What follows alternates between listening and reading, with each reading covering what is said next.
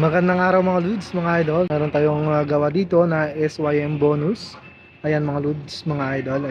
Ayan, SYM bonus 100. Yan, so 100cc ito. May issue to mga Lodi na, so ayan, papakita ko sa inyo. So yung susi. So ating dashboard ay naka-on. So yung kanyang signal light, pag nag-signal light ka, so signal right tayo.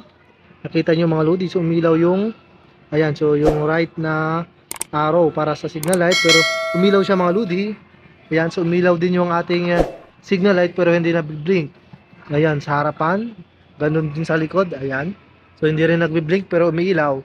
So ngayon lagay naman natin sa left signal light. So umilaw ulit yung ating indicator. Dito sa ating signal light, umilaw din siya, ayan. At ganun din sa likod mga Lodi. Ayan, umilaw din siya. So yung ngayon yung gagawin natin, kung ano ba ang nagiging problema kapag ganito na yung ating signal light ay ayaw mag-blink pero may ilaw siya mga Lodi. Yan, so yun ang titrace natin. Ipapakita ko sa inyo kung anong problema pagka ganito yung ating motor. Kahit anong motor pa yan, basta ganito yung issue, pwede nyo yung ayusin ng sarili ninyong motor. Sundan nyo lang yung video na ito mga Lodi. Ayan, so patayin ko muna. Magbabaklas muna tayo ng fairings mga Lodi. Ayan. Ayan na mga Lodi. So ayan, barahin na natin. So nagtanggal ako ng fairings dito mga Lodi sa SYM bonus na ito. So wala pala dito yung kanyang flasher relay, dahil yun yung hanapin natin mga Lodi. Yun yung relay na nagpapablink sa ating signal light. So wala siya rito.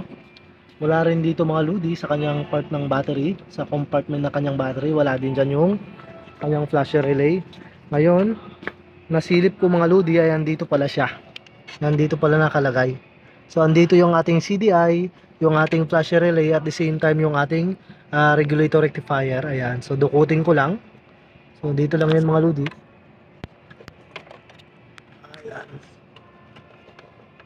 Ayan. So ito yung itsura ng kanyang flasher relay mga Lodi. Ito yung nagpapablink sa ating signal light kapag tayo ay nagbubukas ng ating signal light. Ayan. Ito yung kanyang pinaka relay or flasher relay mga Lodi.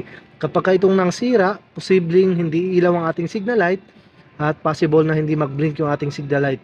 So ngayon, papalitan natin to at testingin natin mga Lodi kung magbi-blink na ba yung ating signal light. Ayan. So habang yun nakakabit, testing natin ulit para makita nyo. Ayan. So signal light natin ng left.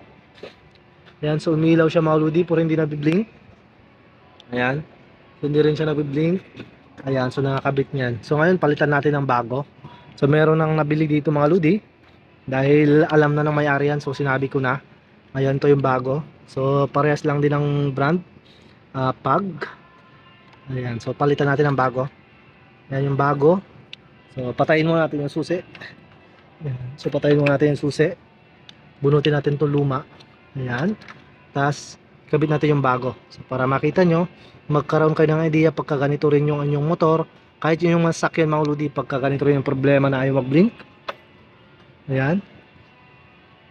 Ayan, so nakasignal light na tayo kanina. Kung nakita nyo mga Lodi, ayan. So nagbi-blink na siya. Ayan, so nagbi-blink na siya. Ganon din sa likod. Ayan, nagbi-blink na siya mga Lodi. So ayos na. So lagay din natin sa kanan. So ayan, so nagbi-blink din siya sa likod. Ayun mga Lodi. So yun lang ang problema. Kapag yung ating signal light ay ayaw mag-blink mga Lodi, so palitan lang natin yung ating flasher relay. So yun kasi ang nagpapablink sa ating mga signal light at nagpapailaw sa ating signal light. Pag kayo nang sira, ganito ang posibleng maging problema mga Lodi. Ayan, so sana may natutunan kayo sa simpleng video natin ngayon kung anong problema ng ating mga motor kapag gano'n na ayaw mag-blink ang ating signal light kahit umiilaw siya mga Lodi. Yan. So salamat sa panood mga Lods, mga idol. Sana may natutunan kayo.